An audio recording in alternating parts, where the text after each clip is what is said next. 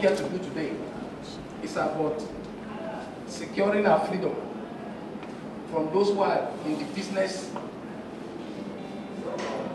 of wasting lives and making life difficult for the ordinary man on the street.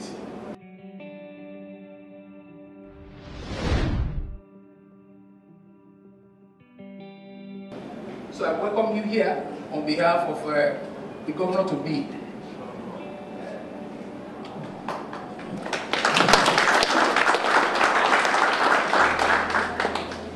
Mr. Folami had exhibited a very high sense of responsibility with the way this sitting was organized.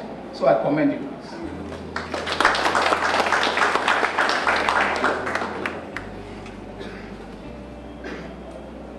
Before I say much, I'd like to thank those who have known me, those who I'm meeting for the first time in my life, and everyone who has any reason to be here.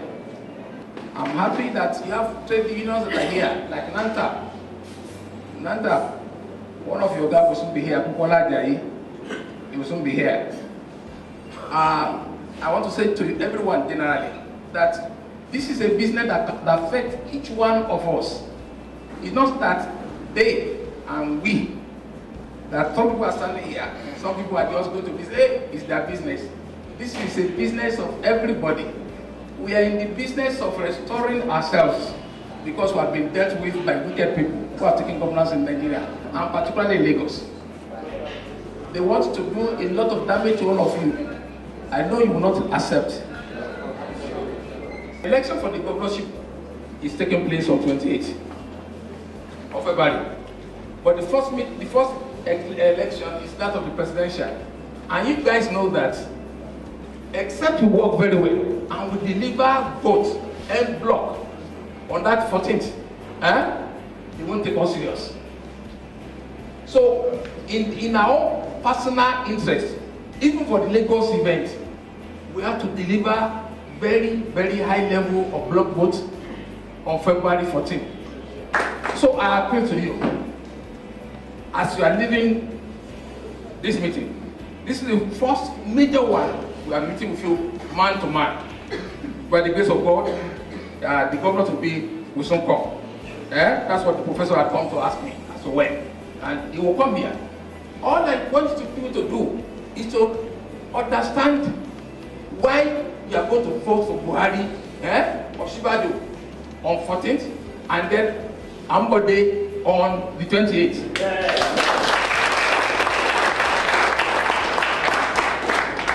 It is your own future. Your future is at stake. It is your future that is at stake.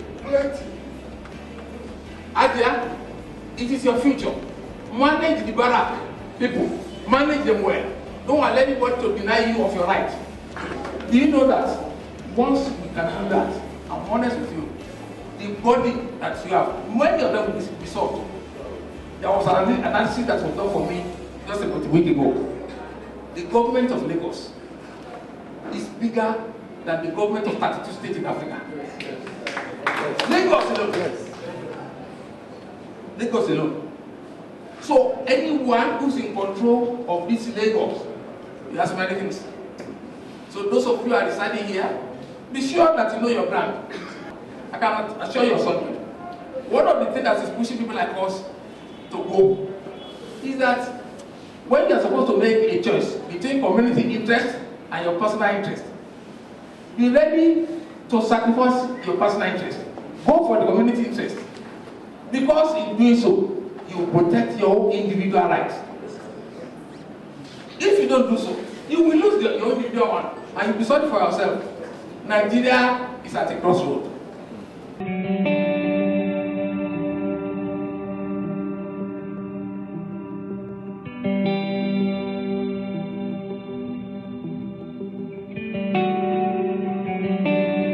Believe me, I don't think this gathering can ever come up in anywhere in Lagos except this campaign office. But you know what? This is what Lagos State is all about.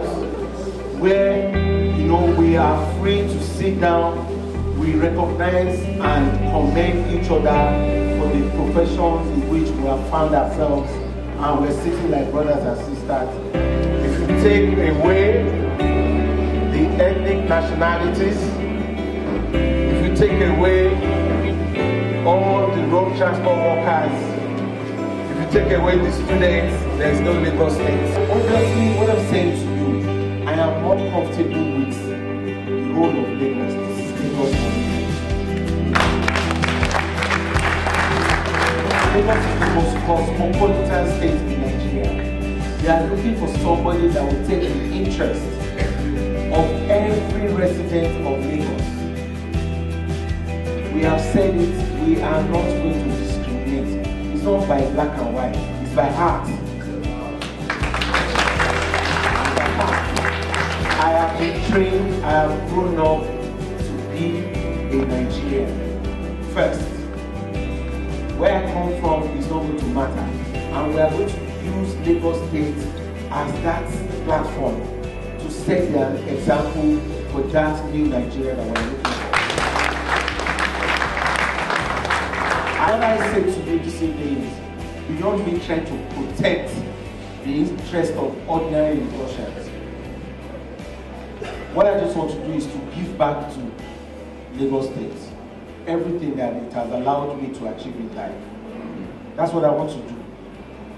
So this calling is not for anything but to just put back everything that I've ever known and enjoyed as benefits and be able to give it back to the ordinary people who are Lagosians, because I came also from an ordinary family.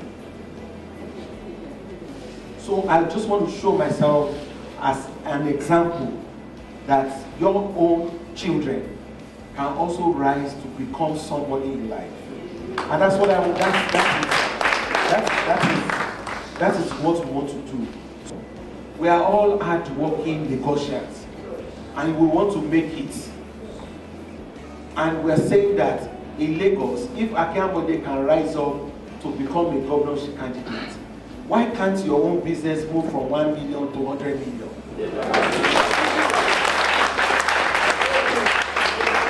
The only way we can do it is to create that environment that allows you to do it well. We should not pinch you or make you look like an outcast. You know, I just try to say this my story to be able to just show you sincerely from my heart that that's what I wish for you. Because God has granted that for me, I should be able to multiply it in different places. So what is my appeal? We don't want to do use and dump. We are not going to do it. Lagos State is 47 years old. This year. I have worked there for 27 years. So if it were a construction site, I would say I've done labor work. I've been plumber inside. I was a carpenter. Small time, they promoted me to foreman.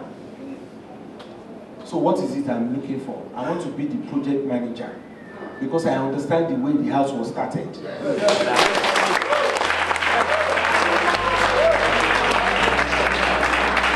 That is the message, but I cannot do it alone. I have to continue to reassure all of you. Believe me, I'm a complete Nigerian. And that's what I'm going to do.